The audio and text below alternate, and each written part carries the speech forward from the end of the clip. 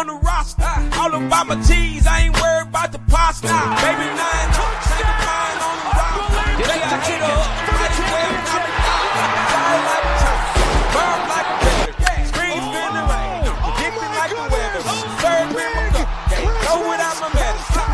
So fresh, big bag of peppers. Where is my medal?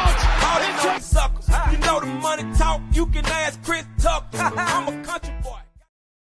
Welcome to the Side Action, episode 23 of season 8. My name is Jim Weglars, aka Wegs. You can follow me at Wegspool on X and on Instagram. And I'm Coop. You can check me on Instagram at Dalton Cooper and on X at Mr. Grumpy Gills. Again, we are the Side Action Podcast. Make sure to check us out on social medias wherever you go. And don't you dare forget about TikTok. That is Don't like you dare. Don't even think about forgetting. Don't even think about thinking about forgetting it. There it is. Yeah. Don't you ever think about Don't you ever touch my puck. Yeah. Well, it's awesome, dude. So you're bundled up. I'm not as bundled up, but it is cold as hell. Trust me, I know we've had some cold days in Chicago. It's one of the top ones. This is when you wake up and it's -7. Mm-hmm. That's not a wind chill. That is the regular temperature.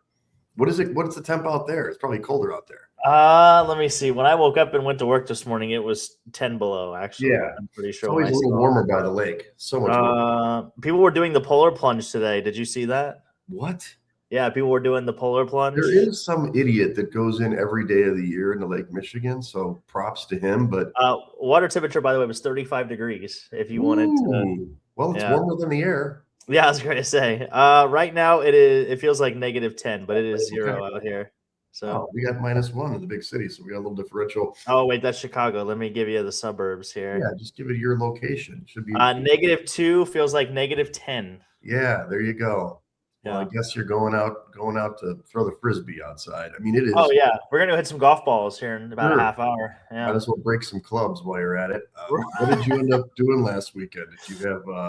Did you work last weekend? You went to some games. Yeah, we did the Chicago Wolves game on Saturday. Yeah, Against the Ice Hogs. Yeah. That's a great game. Good game. Stayed there. We're going through Stranger Things right now too. We're in a binging of Stranger Things. I don't know if you've seen that or not. So that's been on the docket. And then just bowling really and working. Just the grind, doing the gym, the work, the bowling. Yeah. It's winter time. You just gotta do it. You gotta grind. Yeah, it's grind time. That's right. Mm-hmm. Yeah. So, how about you? I see. I vicariously live through you on this podcast. Well, I will say, you're the one going out, having fun, doing all these things. Doing dry January does change the mix. I mean, between dry January and no trips to rivers, I mean, this is a weird time of year for me. But no, Saturday was a busy day. It was kind of fun. I got rid of the Christmas tree. Thank you for your service. Went ice skating, got some laps in, a full hour of skating. And then it was just kind of place to place. I met Luke to watch the Bills Denver game at O'Donovan's. We played a softball bar. And then I went to my buddy Patrick's place. He kind of lives, up Lincoln. And it was him and Kitson and some other friends, the Ridgeway friends. Ridgeway wasn't there. Watched the second game. That wasn't much of a game. And then originally for Caesar's party, it was supposed to be right around the corner at Lincoln Karaoke, but they changed to some other random place. I made an appearance. I was there for like an hour and a half. Doing any songs? Yeah. I sang some bad songs. Yeah. I was not on my game, but it was kind of weird. Nobody was standing up, so we're just kind of sitting and singing. And Colin is getting really into the karaoke these days. He sings like Black Sabbath, really dark. Yeah. He does like some Ozzy Osbourne. Oh yeah. Yeah, I've seen that. He does. He did the Doors. I think the one time the last time we went, it was like him and Coyote did like a Doors song. Nice. Yeah. So I mean, I appreciate other people singing. And then on Sunday, I ended up, we went to Michael's. So we went to Michael's Pizza. I ended up getting there at like 1 o'clock. The first game didn't start till 2 because we were all worried about tables, and we ended up having 11, 12 people show up eventually, but it was basically Kitson, Ridgeway, me, and Sam for like the first half of the first game, and then people started coming in. Yeah, I was gonna say, was it packed for the? Well, we'll talk about the game, but the play, the big play with the forced OT, like I really wish somebody took a video of it. It was bedlam. I mean, it was just unbelievable. Like everybody jumping up and down. I'm hugging strangers, high-fiving. Like it was incredible. I'm sure that's what it was like the week before somewhere because, obviously I watched that at my house. But, dude, it was fun. I mean, obviously wasn't the result we wanted, but it was amazing experience. But I was there from like 1 to like 10. 10? Yeah. And it was so late. Obviously, I wasn't drinking, so that makes it better. So, and there's the other thing. What's Erica Dolcini, from South Bend. She hits me up on Friday. Hey, do you want to use my car for the week? I'm like, okay. So basically, when you're not drinking, you just drive to all these places. Hey. Yeah. So you got to save some money on Ubers and drive around and not drink. And nice. There you go. So wow, look at you, responsible. So responsible. Well, I'm down about 7 pounds. Okay. How many diet sodas did you have on Sunday? That's what I was curious to know. I just drank soda water and water, man. I actually have one NA. I had what the hell did they have? Like a Heineken Zero or something. Oh, really? I had a pretty good Mexican lager at O'Donovan's that was good. That was NA. And then they have that hot water stuff. I'm fine drinking soda water. I had no diet. I don't drink caffeine, dude. So it's just me.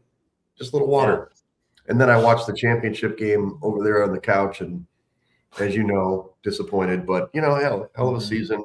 It was a great game. Almost all the games, except for I would say the Texans game. Well, I mean, the Seattle game was a wash, but almost all the other games were competitive, at least most of the time. Yeah, that's very true. Well, let's talk about the shed. I mean, you could go right into it. You've got some people to say. The shed, we've reinforced the walls. We can stretch it out a little bit. Yeah, well, we're going to need to for this first guy. Terry Pagula is the first person up in the shed for me. Yeah. He really made an ass out of himself this week. I don't understand how you could take arguably the most desirable job in football one day, and then literally not even 24 hours later, it becomes maybe the least desirable job in football ever. He had a nice little press conference. He really shed some light on him and Brandon Beane's relationship, which was very fascinating. The fact that apparently Brandon Beane had no hand in drafting Keon Coleman, even though they did this whole documentary on this draft, and it clearly shows that Brandon Beane was going to draft Keon Coleman short of somebody else drafting him. Right. It's so great when we have owners on microphones, and it just shows you how ignorant some of these people are and how far their head really is up their ass. I mean, he is the same owner of the Buffalo Sabres. I'm sure you're aware. And they are currently in the longest playoff drought. They go back. This is the team that goes back and forth between the Jets and the Sabres every year on who's most amount of years consecutively missing the playoffs. Yeah. Things are looking up right now for the Sabres, which is probably great because Terry's probably so enthralled with the Bills and figuring out what they're going to do that all of a sudden the Sabres are great. But yeah, Terry in the shed. You cannot talk about a player that's currently on your roster that's literally 23 years old and the manner in which he did, and it just shows the dysfunction that this team has. It's insane. They elevated Bean, right? So they get promotions. A lot of people were bashing. Like I read McDermott, obviously, and they're like, "Oh, well, who's Josh Allen throwing to? There's only 3 wide receivers healthy." Blah blah blah. Mm-hmm. Isn't that a GM function? I mean, Allen didn't play a great game, but how did that guy get elevated? And then they just. I mean, McDermott probably should have been fired, but still, fascinating. It is. It's insane how they could. And I think I had a list here. The wide receivers, here we go. So the wide receivers drafted or selected by, maybe not drafted, but signed by Brandon Beane since in his time in Buffalo. By the way, he's only drafted 2 Pro Bowlers in his 8 years in control. If you want to take like the Ravens, for example, they have 9 Pro Bowlers in that same span of drafted players. But you have Josh Palmer, Curtis Samuel, Brandon Cooks, Gabe Davis, Elijah Moore, Matt Collins, Mecole Hardman, Terrell Shavers, Laviska Shenault, Quintez Cephas, Chase Claypool, MVS, KJ Hamler, Jalen Virgil. So just a murderer's row of wide receiver talent right here. Exactly. Meanwhile, the Rams have 2 Hall of Famers basically on their team, and Puka and Devontae Adams. Yeah, Devontae Adams. Yeah, it's just and they got rid of Stephon Diggs. They had Stephon Diggs and Gabe Davis on this team. They did. And see you later. Anyway, he did bring Davis back, but he tore his ACL. Yeah. Man, talk about a 4-touchdown game though. How could you forget that game? Yeah, legendary game against the Chiefs. Yeah. And then the other part of the shed that I wanted to was the dome crowds. All these people wanting to build domes and everything. Yeah, they're in the shed this week because this is going to be the first time since the 2002-2003 season that not a single indoor or dome home playoff game had taken place this year. So shout out to the elements, shout out to the weather. Take that, Gary, Indiana. Yeah, if you like the dome, then you're in the shed this week. Sorry, not sorry. Yeah, come on, you got to be tough. You got to be able to go on the road and win on outdoors. Otherwise, get out of there. The elements, it's football weather.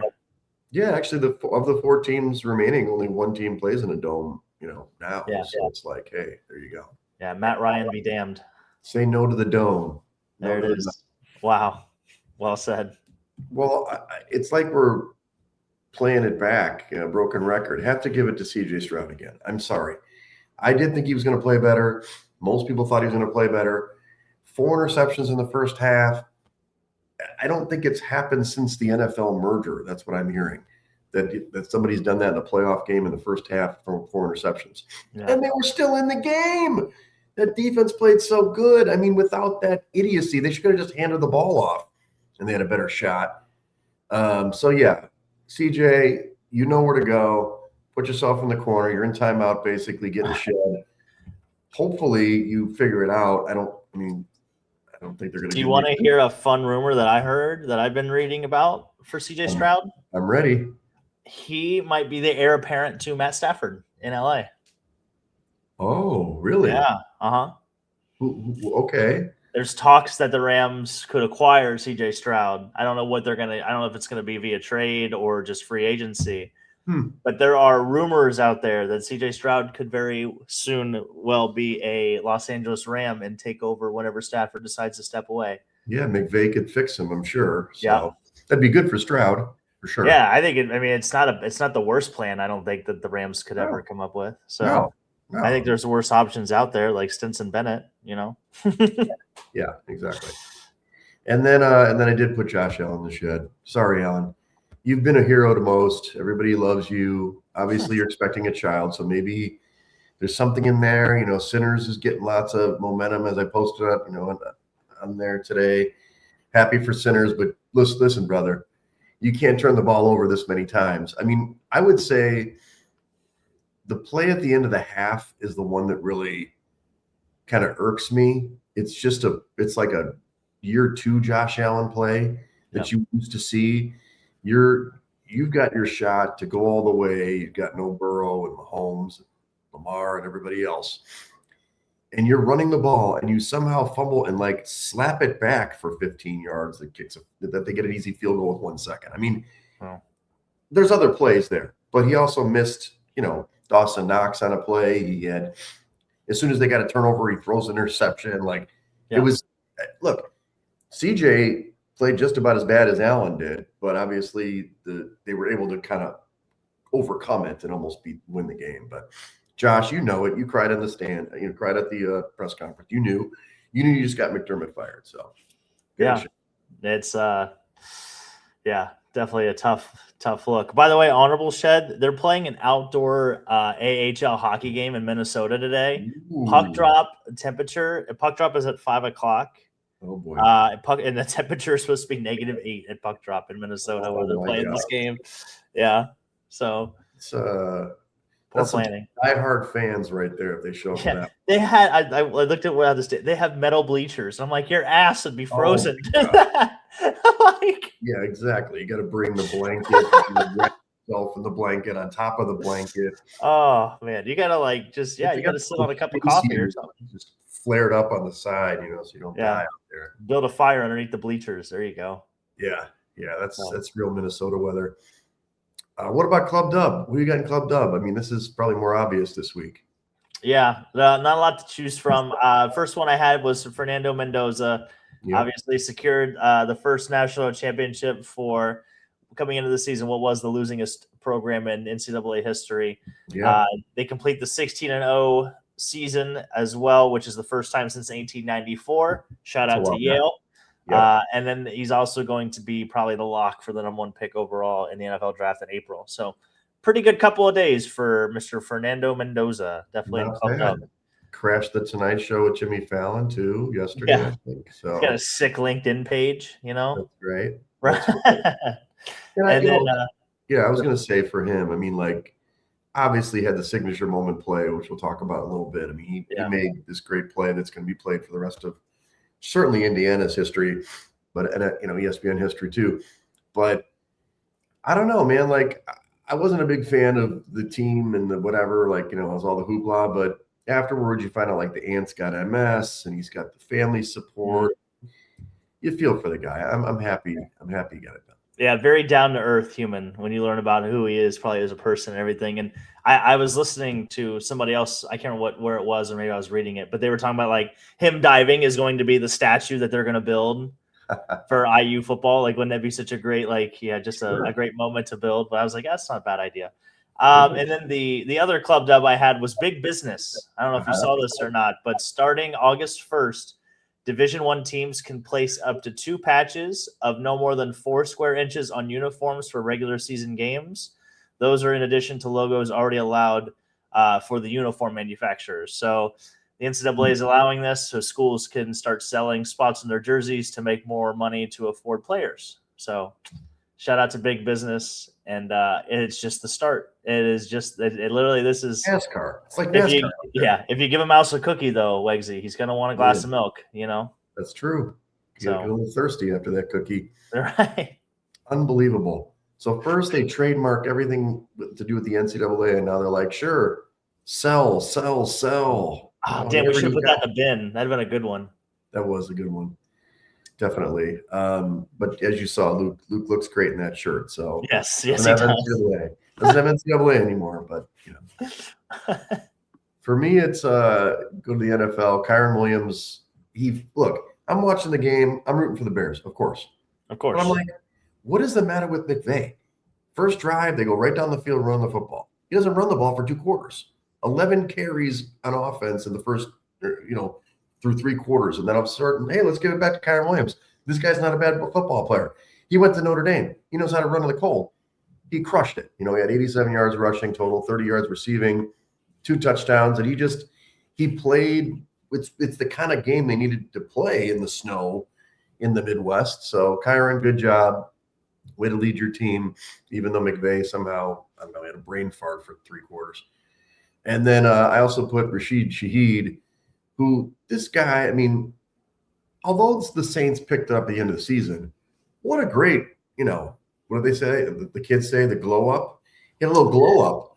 He goes from the Saints to Seattle, and now he's returning kickoffs for touchdowns on the opening play of the game. And did you see the kicker try to trip him? Yes. Yeah, I did. He's like, that was a great flag throw by that official too, by the way. That flag literally landed right where he slid to try to tackle him, right? To trip him or whatever. It's awesome. He also got some carries. We'll talk about him later with Zach Charbonnet tearing his ACL, which kind of sucks. I did have some Charbonnet props, but Shaheed's really making a difference on that team. I like to see it. I really like to see it. Probably the biggest impact trade deadline day acquisition of this year, I would argue. Yeah, I agree with you. Gives that other element. Yeah. All right, let's go over college football. We had the big title game on Monday. Hoosiers end up holding off the U. I know we were watching. We were right there. I thought they were going to win. I thought Miami was going to do it. I was like, oh my God, they're going to come back. I think if the game was 3 minutes longer, they would have. If they don't block that punt, they probably do win the game. That was huge. Number 87 should have been the Shed. I don't know what the guy's name is. Yeah. Tight end that didn't block the guy. And he kind of pushed him towards the thing. Like, he'll never get there. Well, actually, boom, that's the touchdown that you lost the game. Literally. So, but here's what I would say. Watching the game, and I didn't know how the teams would match up exactly. I knew Miami was going to be tough on defense, and they were maybe got a couple cheap shots done in the first half. Cristobal and his team made great adjustments at halftime. Mm-hmm. All of a sudden, they're just going up and down the field on Miami. On the Hoosiers, and it was like, to me, I know everybody's like, oh, Indiana would beat them 7 out of 10 times. I'm like, I don't think so. I think now they figured out how to beat this team. Mm-hmm. And Beck played really good. I don't know what happened on that throw, dude. I mean, it was open, and I know the guy sagged on the route, but it just wasn't a good throw. He didn't need to throw that ball, but in the end, 27-21. We talked about Mendoza getting the dive in, but they also had the field goal that was key, and then the big boy for the Canes missed at the end of the half. So they end up losing 27-21, but they do cover the number, which was great. Yeah. No, it was the only thing I learned is that Miami is probably back now with this kind of the way they recruit. Cristobal is one of the best recruiters in all of college football. They've got plenty of NIL money down there in Miami. And I just don't know if they're going to have a lot of challenges to face in the ACC. So I think they might run the ACC for a few years, honestly. But yeah, no, great game. They've already started. I don't know if you've seen all the collusion going on between Duke's quarterback in Miami, where they're trying to acquire, and Duke has literally got a judge to like disallow him to be able to get in the transfer portal and go to Miami. It's a big mess right now. It's a good read if you have time to check it out. They lost Malachi Toney already, right? Or is that not true? I have not heard that. I thought I saw him with an Ohio State jersey on X, but that'd be it. Might be. You might have got photoshopped. Yeah, you might have got. Maybe it's a Photoshop. I'm a sucker for AI. Yeah. But I will say, because that kid has got. I mean, he's an NFL player. He's 18. That's what's crazy. He's literally a child. Do you see how he catches the football? I mean, that. The game before he made the catch that they didn't say it was a catch. On that final drive, he made another crazy catch. Yeah. And the kid's just explosive, and obviously those defensive ends will get drafted. Those guys are incredible. Yeah, I'm hoping. I'm hoping Bain somehow ends up as a Chicago Bear. That's the only thing I'm hoping for. We would love that. Mesidor's a good ball player too. So, hey, in Indiana, look, they're super solid. They're going to have guys that are going to get drafted because of all this. Mendoza obviously at the top. They played good. I mean, some of those dudes. It was funny because I'm like, just get them in space, which they ended up getting the Canes in space. But I will tell you, Signetti, which I'm surprised you didn't put him in your club dub. I mean, this dude, great coach. Yeah, Google him. Coach. Yeah. Great game plan. And obviously, great understated crap talker at halftime. He's like, oh, they missed 3 penalties on the whatever, good for you. But hey, congratulations. You got over 500 for the season. You clawed your way back. All the way back. We should have put the Big Ten in club dub. 3 straight national championships. 4 straight. 4? It's 4. I thought it was 3. It goes Michigan, Ohio State, and now Indiana. Who was before Michigan? I thought it was Ohio State, Michigan, Ohio State again, and then Indiana. No? Positive? No, positive. I almost think it was Georgia. I think it went Georgia because I think Georgia beat TCU in that national championship game. Remember? That was the year that Michigan and Georgia probably should have played the national championship, but Michigan got beat by TCU in the semifinal. So then the next year, Michigan came back, won the Natty. Ohio State wins the Natty after that, and then of course this year IU wins the national championship. Maybe you're right. Maybe I can't. I think that's the order of events which had taken place. I'm almost positive that it was Georgia. All right, I'm still looking it up because I'm stubborn. Because that would have been 2020. Oh, you're right. It was Georgia back to back. Yeah. Just 3 in a row. I'm already putting in somebody next year. Okay. Yeah. Purdue. Yeah, but isn't it interesting how all of a sudden when they switch it to like a multi-team format, the Big Ten is like running tables? No, not even that. Like, it's as soon as we can start paying the players. Yeah. That changed the whole game because every school in the Big Ten is bigger than every school in the SEC just by student body base and alumni, money, all this stuff. So absolutely. As soon as you couldn't pay kids through the back door anymore, the playing field completely changed. Crazy how that happened. All of a sudden, Nick Saban retires. What the hell happened? So, but yeah, shout out above 500. Shout out to the Big Ten. Great college football season. Can't wait to do it all again. And in the end, look, the playoffs.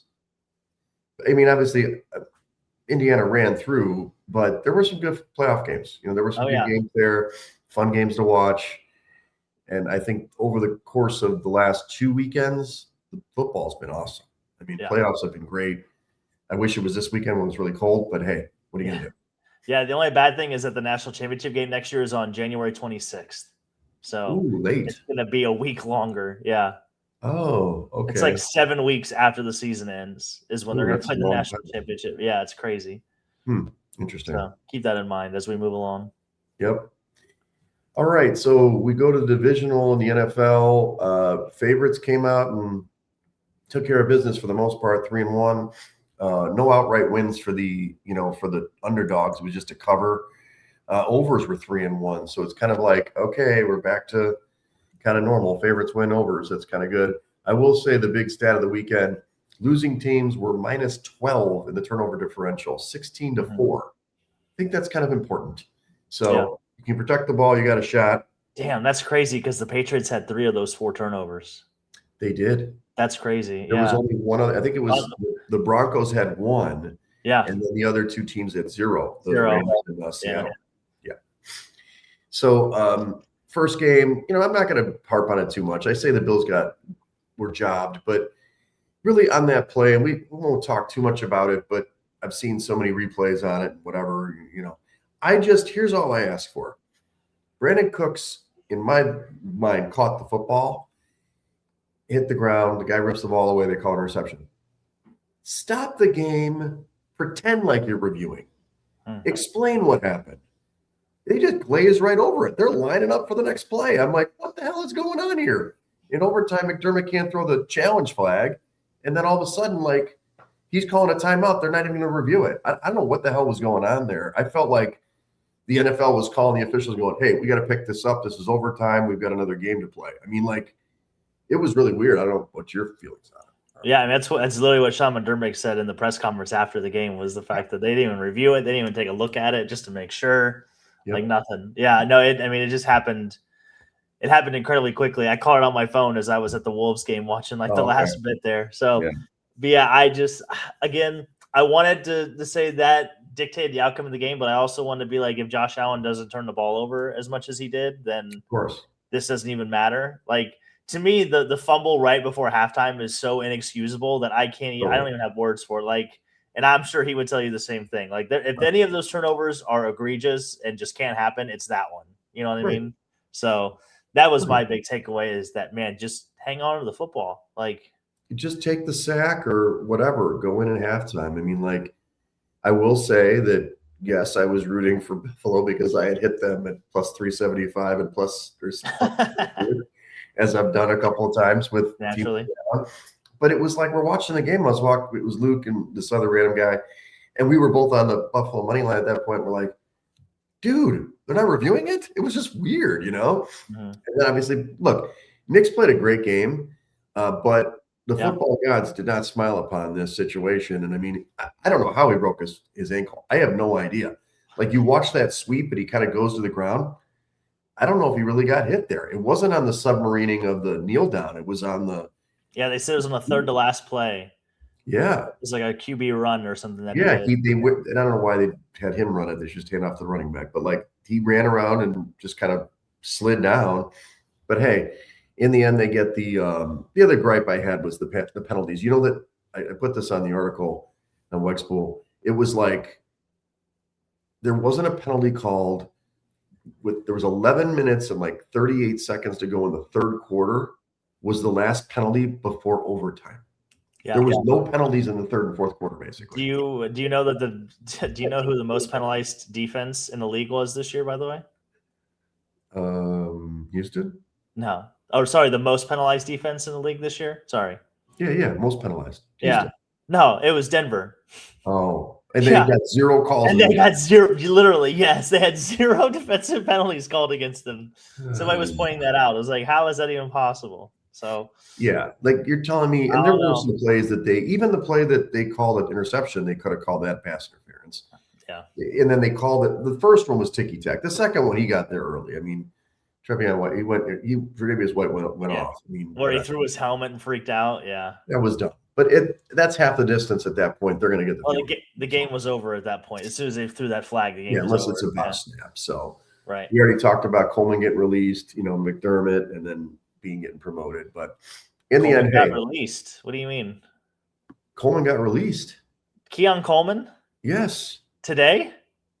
After that announcement, he got released. No, he's a rookie. They can't release him. No, he's not a rookie. Keon Coleman? Keon Coleman. Yes, he was a rookie. He just got drafted this past season. I don't think so, buddy. They can't release Keon Coleman. He's going to be on the roster. That's why it was so weird for Terry to come out and make all these comments about literally a rookie. This was his first year with the Bills. Yeah, he didn't get released. He just got shit on. Yeah, I mean, it's his second season, though, isn't it? He was 2024. No, I'm pretty sure this was his rookie year. I'm almost positive. Yeah, my research is bad today. Sorry. Here you go. Keon Coleman, 2024, 2025. Okay, this is his second year. Yeah. Yeah, this is his second year. Last year was his rookie season. But yeah, he's still with the Bills. They're not going to release him. They don't have enough wide receivers to release this kid. Interesting. Yeah. My AI stuff, I'm getting beat on AI over and over again. Oh no. You're getting got. Oh no. But yeah, it's just I guess he's still on the team, which is kind of weird because after talking crap about him. All right, so the Bills are out. Denver advances. We'll talk about Jarrett Stidham in a minute. Yeah, Stiddy, baby. Next matchup. Kind of crazy. Second game, Seattle. Not much to say here. They throttled San Francisco. There were a couple chances early. San Francisco didn't get in the end zone. They got some field goals. It was all she wrote. I mean, it was 17-0 at the end of the first quarter, but they nearly didn't make it in a game. 41-6 final.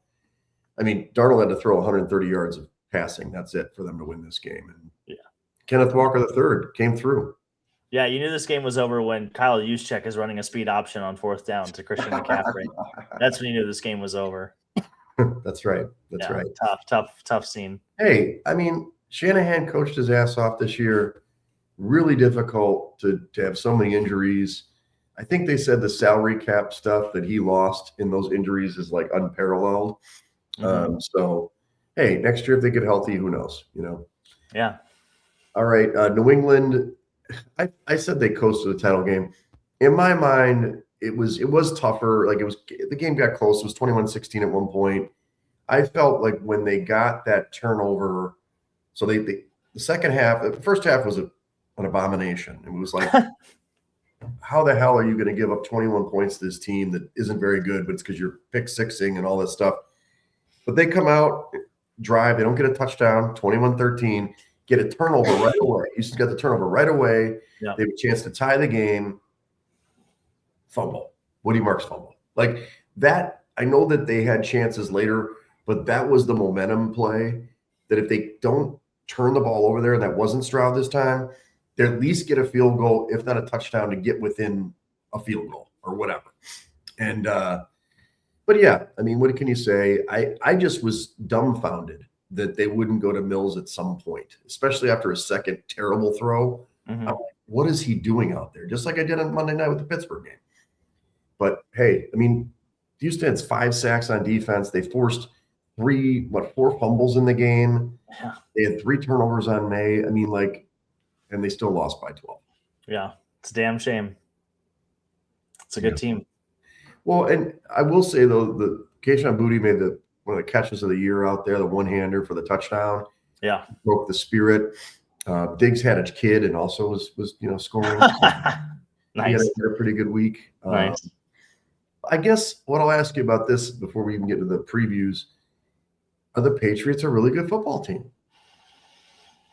Yeah, I think so. I don't know about really good. I think they are, if anything, they're underrated and not appropriately rated. That's what I would say. I feel like most people underlook them, but I mean, their defense is solid. When Christian Gonzalez plays, they're like, what, 12-2 this year, or 12 maybe no, they're 13-1, I think, when he plays this year. Right. So, and when Williams on the defensive line plays, they stop the run. Like they've only given up 30 yards a game or something, or 33 yards a game in the first 2 playoff games. And I'm pretty sure they are a top 5 defense against the run this year, if I'm not mistaken. Well, sorry, they are 9th this year against the run. No, sorry, they're 6th against the run, 9th against the pass this year, the Patriots. Yeah, and they had that guy, when he was out of the lineup, they gave up some yards, but now it's just flipped back. I mean, the guy's just a wall. And I mean, they're undefeated on the road this year too. So I mean, I think that shows a little bit of a well coached team too. So I don't know if they're great. I would say they're a good football team. I just think that they do the little things well, and they're kind of like the old Patriots teams where they just don't beat themselves. Like you have to beat them for the most part. And they tried to beat themselves in this game, but Houston just wanted to beat themselves even more. Is kind of what if I was like Will Anderson or somebody like that, I mean, beside myself, like they get an interception and then 2 plays later, Stroud throws an interception. Well, you could tell too, like you can see how valuable Nico Collins and Dalton Schultz are to this offense too. That doesn't help. So Schultz pulls a hammy or calf like on the first drive, makes a nice catch, makes a good run. You score a field goal, and he's out. I'm like, good God, that was a big blow. Last game, this was the big one. Bears against the Rams. It's just, first of all, what a game, what a season. I mean, this team, I think we talked about it. I was not a Ken Williams fan. I wasn't even excited about the pick when they made him last year. But the kid has made the bones, man. He definitely is better when the chips are down, making play after play. And obviously the 4th down, as I was referencing at the bar, 4th and 4, running backwards for 26 yards, which I hope he never has to do again.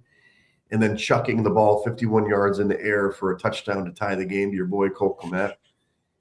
I mean, dude, like every week we're getting something like this. This is ridiculous. Yeah. So do you think that they should have gone for 2 at the end of regulation? No. I mean, they were right there with the Rams the whole time. The defense was playing well. I didn't see a reason to go to over or not to go for 2 and to play for overtime. I mean, everything worked out in their favor. They got the stop, they got the ball in overtime. Like they just needed to not force the issue as much. Unfortunately, but again, I still think the Bears should have won.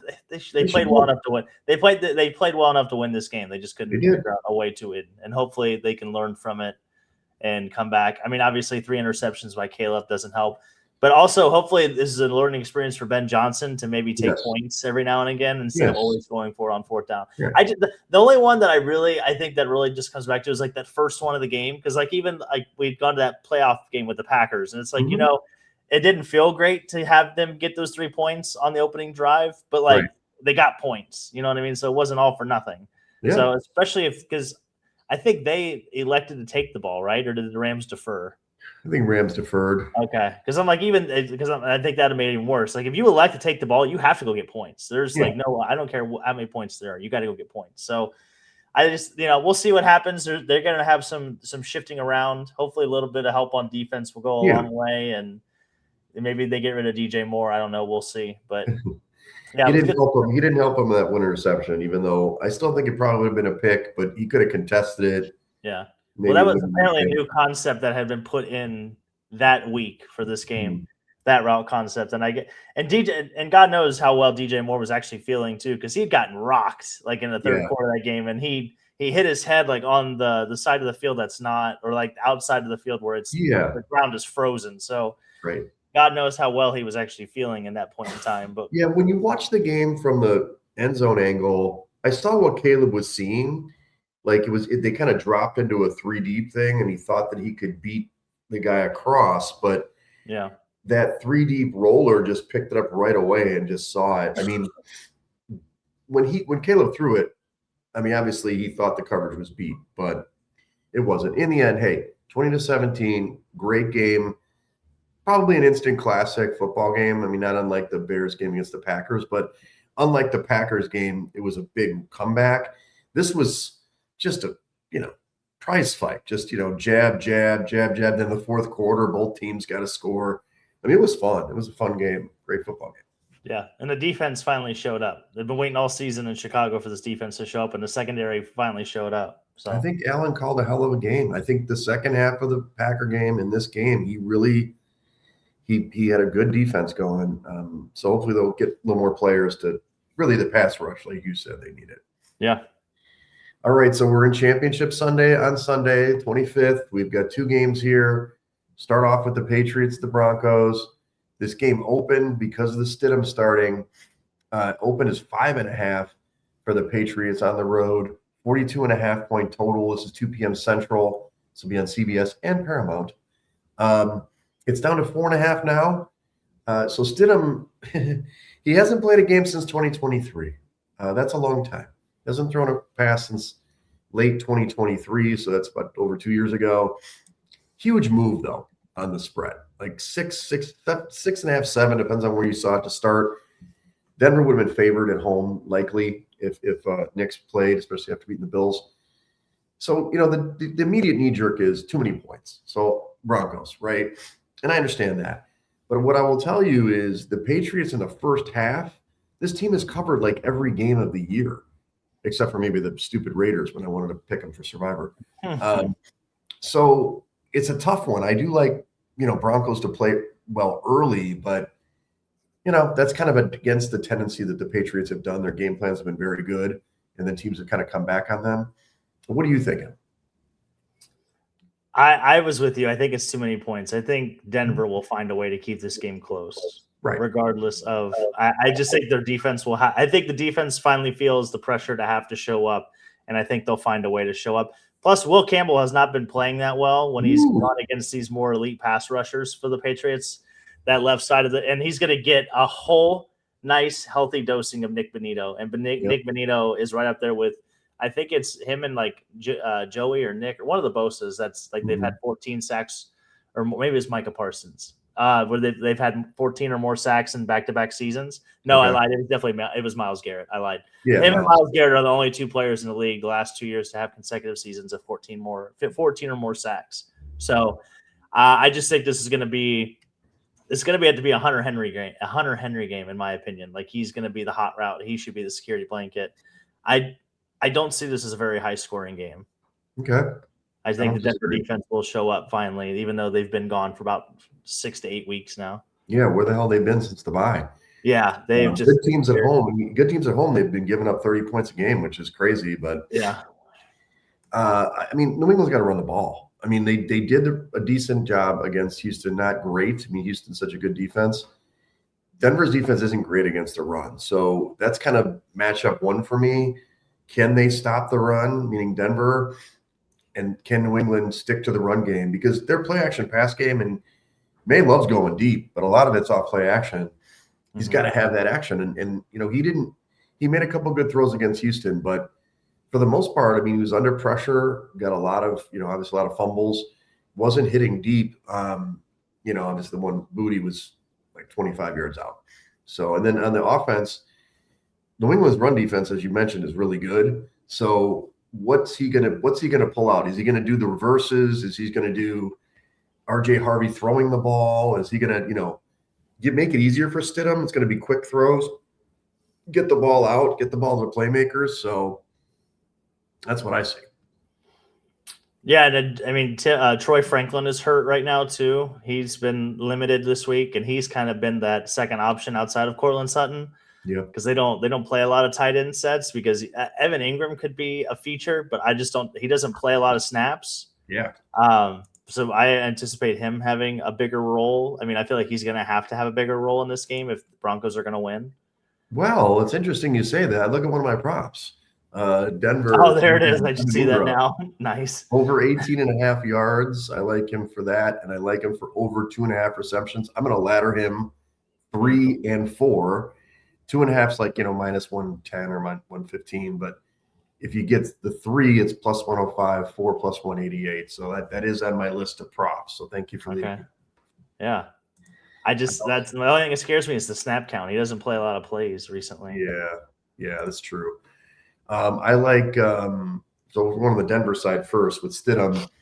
I think Stidham's going to be okay. I think he's going to end up throwing the ball a lot more than you would think. Over 198.5 is minus 114, 200 minus 110, and then 225 plus 175. I did that with CJ last week, and he got up to the second level, not the third level. But I think Stidham won't be an idiot like CJ. And then also Denver, I mean, I like a couple things. I like RJ Harvey to catch the ball, like over 19.5. I think you're right. He's going to get it out quick. And then Mims is the guy over 26.5. That's one play for him. So he's kind of a secondary guy to step up, like you said. But the one guy, I'm not just saying you should put, this isn't a 401k pick of the week like you do, but the dig deep first TD and anytime TD guy. Little Jordan Humphrey, baby. He scored last week. He did. Yeah. 45-1 and 11-1 on the anytime. So he'll get a little cheddar cheese from me. No, I like it. I feel a defensive touchdown in this game. I just don't know what defense is going to score. I'd probably go Patriots if I had to pick one. Okay. But I could definitely see a defensive touchdown in this game. I think that's one of the backbreakers in this contest.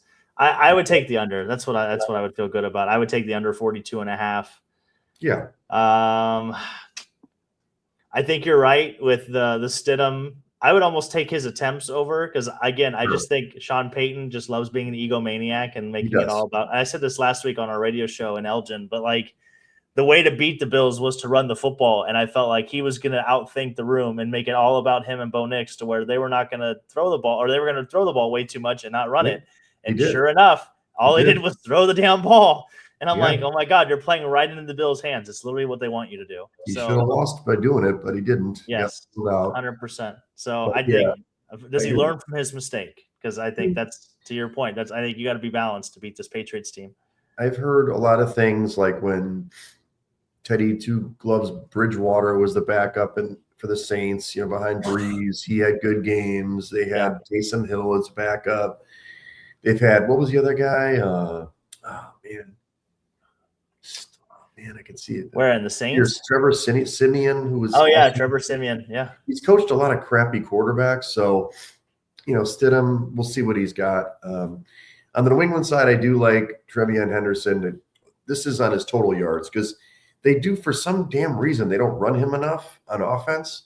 I think they'll run Ramondre, but I think he'll get the ball in the passing game, some screen stuff, and then Drake may anytime touchdown to plus 295. I think he's going to use his legs a little bit in this game. Yeah, I feel like he's going to have to. He's going to have to run for his life because otherwise he's going to take 5 or 6 sacks. That's right. Second game, Rams and Seahawks. Ridgeway's listening. Matt Stanford's listening. They're wanting the Seahawks to get back. Seahawks are 2.5-point favorites at home, 46.5-point total. Total went from 47.5 to 46.5, so went down. This is at 5:30 p.m. Central on Fox. Here's my questions for this game. Will McVay run the ball early? I mean, he didn't do it against the Bears, but obviously he's got to try to control the clock, right? Maybe not. I mean, game 1 against Seattle, he tried to run the ball and did okay. Game 2, he just had Stafford, Huck, and Chuck for 450 yards. So, which worked, by the way. Which worked. Yeah. Like when they got conservative in that game is when they lost because he started to kind of take his foot off the gas. And then all of a sudden the punt return happens and then all hell breaks loose. Yeah. I don't know, dude. No, I don't think he does. I think I think in order for the Seahawks to win this game in a perfect world for the Seahawks, they want their defense to control the tempo of the game. Yeah. And I think for the Rams, for them to actually control the game, I think a shootout is what they want because a shootout is something I don't think Seattle wants to get in with LA. And I think that's the Achilles heel of the Seattle Seahawks team. So I don't think they'll run the ball. I think they will come out throwing the ball and then maybe run the ball to kind of complement what they're seeing. Yeah. But to answer your question, no, I think they're going to come out and throw it. And they're going to take the MVP quarterback. That game was a Thursday night game. Less fresh legs. I think that could come back to bite them, but because Seattle's going to be fresh, they didn't have to play hard that last game. The Rams pushing it to the limit. It may work early, but it's not going to work late. So I hear what you're saying. I don't think you're wrong, but I don't know. Okay, go up there, try to tuck and chuck, and Faithful going to be going crazy. We'll see. Maybe they can do it. For me in Seattle, you've only got one running back now, basically. I mean, Shaheed will probably get some balls, but they run for 150 yards against this Rams team. So they've tried to control the clock, to your point, and I think they're going to continue to do that. And I think the Rams are okay against the run. They're better against, I don't know. They're good at pass rush. Their secondary is not very good. So, I mean, JSN the Rams are 12th in the league against the run and 19th against the pass, while Seattle is 3rd against the run and 10th against the pass. So. Right. So, but they could be balanced. Yeah. And I guess to me, the game boils down to one thing: is Darnold going to turn the ball over? If he turns the ball over, they'll lose. Yeah. If he keeps, one interception, maybe 2, they'll be right in the mix. But did you know Seattle hasn't sacked Stafford this year? In either matchup, they didn't sack him. Wow, that's an interesting stat. And how many dropbacks did he have in that last game? That's insane. So quite a bit, yeah. I think this time they'll get to him at some point. The props, there's less props I like for this game. This is going to be an in-game betting game for me overall, but I like Shaheed's rushing yards. It's only like 4.5. But if you go up to 20, you can get plus 260, over 30 plus 440. He gets a reverse for 30 yards. There you go. Cash them all. And I like his total yards, 35.5, which is great, minus 113. So that's when I like them. And I like Corum too. I know you said they're going to run, but I like his first time anytime. I like him down by the goal line. He's 16-1 on the first, 320 plus 320 on the anytime. 77 pass attempts, by the way, Matt Stafford has against Seattle this year. Incredible. 77 dropbacks, no sacks. That's wild. I did not know that. I did know the last time they played that the Rams didn't. I think they faced 5 total third downs in that game. No, that was against the Panthers, I believe. That's the wrong stat. Sorry. Okay. But I don't think they punted the last time these two teams played either. So, I guess the only punt they probably had was the one that was returned for a touchdown. Now that I think about it. That's right. They did. That's what I'll be very curious to see is if every kickoff, every punt, obviously every kickoff goes out of the back of the end zone, but I can almost assure you that every punt they have will be out of bounds. Yeah, they're not going to give it high. Right. Yeah. So that's what I'll be curious to see because I think that's probably the biggest Achilles heels for these two teams, as special teams. Just like last week, I thought the Bears were going to have to take advantage of a special teams play somewhere, whether it's a block field goal or a punt block or a punt return, whatever the case. And we didn't ever see that. So Seattle special teams are usually better than LA's for sure. So we'll see. Not too much to say, but the total you like it over. So you like a shootout. I would probably take the over. Yeah. I would probably take the over, but I think LA wins this game though. I think they find a way. Yeah, I see that. And I'm not, I flipped because I had the Rams win in the Super Bowl and they still could, of course. I don't know, man. It's hard to you filter information, right? You're a prisoner of the moment is what you're doing. I am. San Francisco wasn't that good. I knew that was going to be a blowout, but the Rams haven't played good, dude. When have they played good? They haven't. These first two weeks. Wegsy. They went to Chicago. They didn't have a single penalty. They didn't have a single turnover. Yeah. They didn't have a single drop pass in that game.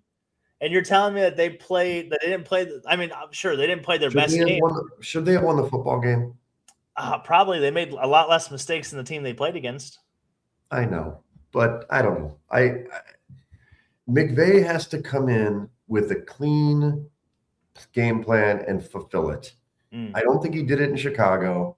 I think he started doing pretty good in the Carolina. Carolina had a good punching chance, and that's an 8-9 football team. Yeah. They haven't played good for like a month. So I'm just worried about that. And Seattle they're frothing at the mouth now. And Sam Darnold or not, he doesn't have to win them the football game. They can win elsewhere. Stafford has to win this football game for them. So I know he's a good player. I know he's your Hall of Fame guy. We were having a debate at the bar whether he, some people say he's a choke artist. I don't think he is. But he's had the one playoff run, right? When they won the Super Bowl. He did win a playoff game last year. Other than that, I don't think he won a playoff game before all that, right? So, I don't know, dude. I think Seattle's a better football team. I know he's 7-2 in his last 9 playoff games. Matt Stafford is. Okay. He's won 2 this year. He's also playing the Super Bowl. He's playing a legacy game right this weekend. I totally get it. I totally get it, dude. He is the one player in the league left that has the most to gain from winning a Super Bowl right now. He's the best quarterback left. There's no question about that. I mean, he's better than Drake May. I think so. He's going to probably win the MVP. But my point is, okay, and I've been wrong with this on the defenses so far. I mean, Houston and Seattle aren't that different of a football team, right? They're led by the defense. Yeah. I think they've got a better game manager. Seattle's got a much better offensive line. That's very apparent. They can run the football. Yeah. They can run. And they've got, obviously Nico's pretty good with JSN, but he wasn't hurt. So yeah. I don't know. It's I think the narrative is Stafford will lead them to victory on the road. I'm worried about it. So I picked Seattle, and I think whoever wins it will cover it. So it's simple. I think we can probably both agree, too. The winner of this game is probably going to win the Super Bowl, I would imagine. Totally. And people are trying to make the case for New England or Denver, which I'm like, no. Denver somehow pulls off a win, which would be awesome. Well, Papa Wegs I've never heard the end of it, but yeah, no kidding. That spread's going to be like 8 or 8.5, right? They'd have to. I can't believe I cannot believe they haven't called Phillip Rivers. That's what I was hoping they would do. I was hoping they'd call Phillip Rivers. Is he really interviewing for the Bills job? Yes. It'd be awesome, too, to watch him get the Bills job and then bench Josh Allen to put himself in to win the Super Bowl. That'd be so funny. When's the last time they had a player coach in the NFL? Oh, my God. That'd be so – I'd probably never. That'd be so funny. Right. But, yeah, I was hoping they'd pick up the phone and call Phillip Rivers and be like, hey, Grandpa, we need you for a week. Exactly. You can do it.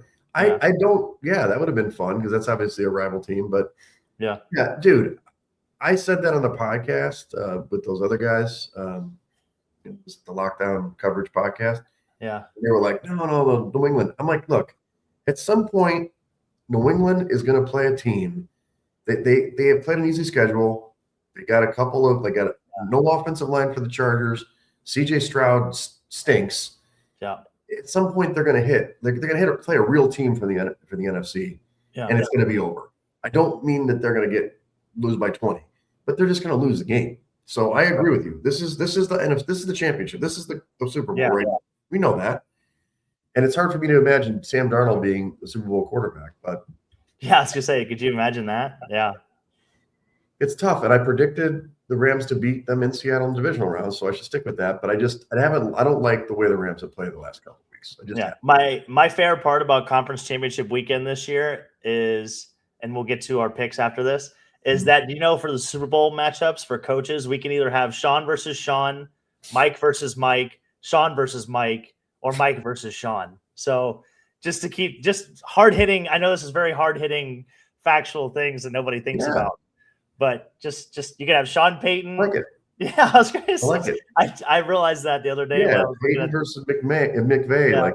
And it's funny because it's two defensive coaches and offensive. So the Mikes are the defenses and the Seans are the offenses. Interesting. Yeah. So I didn't know if you had thought about that yet, but that might be something to think about in your handicapping, Well, let's talk about this. I mean, McVay is the best coach left too, right? Oh. McVay is better than Vrabel. I don't. Is he? Better than Payton? Well, here's what I'm going to say. That's a good debate, honestly. That's game on the line. You've got to call a drive because he's not calling the offense. Obviously, he's got McDaniels, Josh McDaniel. He's got him in his corner for the offensive side. So I do think that when push comes to shove, McVay has been there, and now he's got to, I don't know. I think he's better than Vrabel. I think Vrabel will win the Coach of the Year likely, but I love his motivation. He's my type of coach, but he's not a tactician, is what I'm saying. Yeah, that's a great question because you could make an argument because in 2 years from now, if the Seahawks go on and win, their team's gonna be really good for the next 3 years. So you could be looking at Seattle winning back-to-back Super Bowls, maybe, or something along those lines, or making 2 or 3 Super Bowl appearances. And then you can make the argument that Mike McDonald might be the best coach because they're already calling him the Sean McVay as defense. So he's a hell of a coach now, and he's got. Is it Clint Kubiak as his OC who's probably going to get a job? Yeah. So we'll probably have to recycle on that.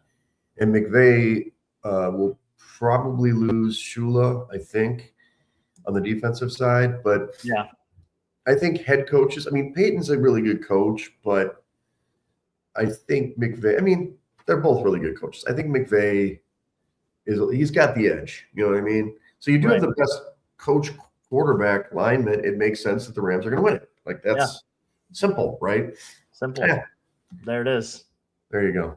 All right, so go ahead, go over your picks. We didn't go over 5 because I'm done losing random picks that I didn't. Yeah, I know, right? Me and you both.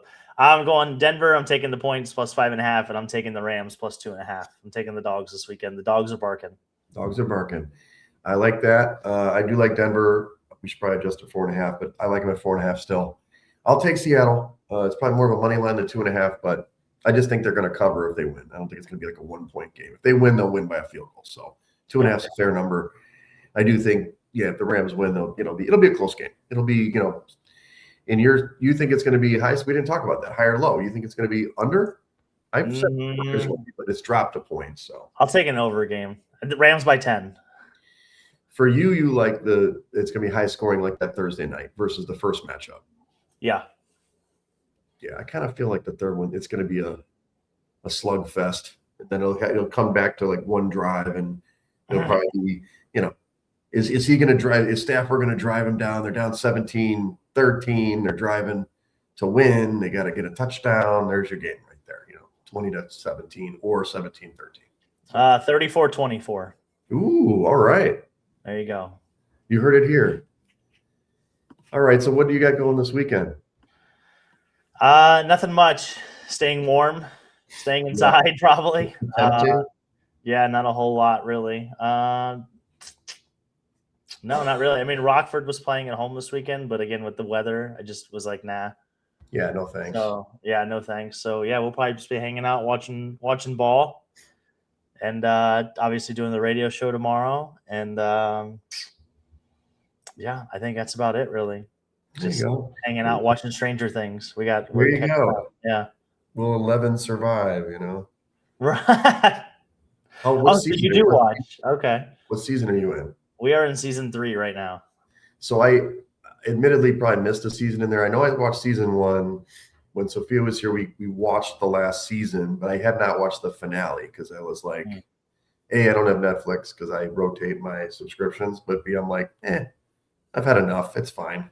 I'll find out eventually what happens. I'm watching other stuff. It has gotten a little I don't want to say repetitive is the right word, but maybe predictable is probably the better word for it. It's like, oh yeah, you can kind of tell what's going to happen.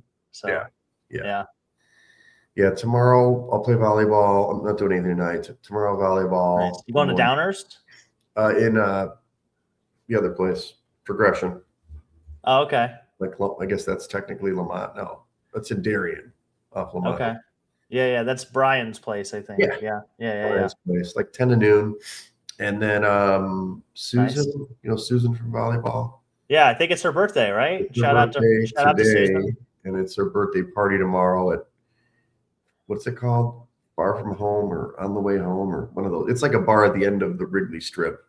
Okay. So I can take a train there. Nice. Hopefully it'll be a little warmer. And I don't know what I'm gonna do for the game. I think since everybody last week was like, what are we doing? What are we doing? What are we doing? I'm like, I just want to go to Four Shadows and watch a game. Like, it worked out kind of in my favor because my whole thought was I wanted to go last week because it's a Bills bar now.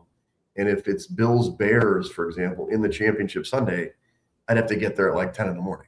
Yeah, forget about it. Yeah.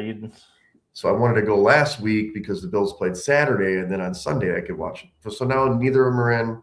I should be able to go to Four Shadows, get a seat, and it's just about gambling. There you go. Nice. That's the game plan. I'm still driving. It doesn't really matter, but we'll see what happens. I could also end up on the couch, but since I'm with it being freezing, I barely leave the house. I went out twice this week. I left the building twice, Dalton. But wow, you finally did it. Well, I had a couple of events, but okay. Yeah. All right. And then, by the way, you got to respond to the craps thing. I sent it out.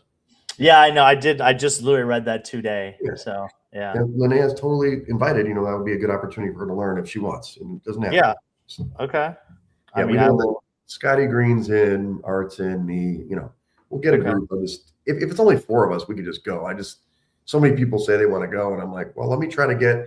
And the Rivers guy, talk to the Rivers guy. Hey, Rick, what's going on? Rick, table manager. Yeah. He's like, oh yeah, I know you. Hey, Mr. Weglars, we haven't seen you in 3 weeks. I'm like, let me tell you a little story. I was there till 5:45 in the morning, New Year's Day. So on edibles. Oh my God. That was too much. Well, anyway, we'll follow us, Side Action Pod on X, Side Action Podcast on Instagram. Follow me at Wegspo on X on Instagram. You can check me on Instagram at Dalton Cooper, and then on X at Mr. Grumpy Gills. Again, we are the Side Action Podcast. It's almost over, Wegs. I don't know what we're gonna do when football's over, man. We're gonna do college basketball. Yeah, next week. I know it's not the same. Yeah, it's just. By the way, just as I spoke this into existence, because Rick from Rivers, he put him in my phone. He just popped up on Snapchat. Would you like to with Rick? I just put him as Rick Rivers. Nice. Rick Rivers from his name's not Rivers, but nice. You're listening, Stone. Shout out to Rick. We'll see you guys next week. Peace. Love you guys.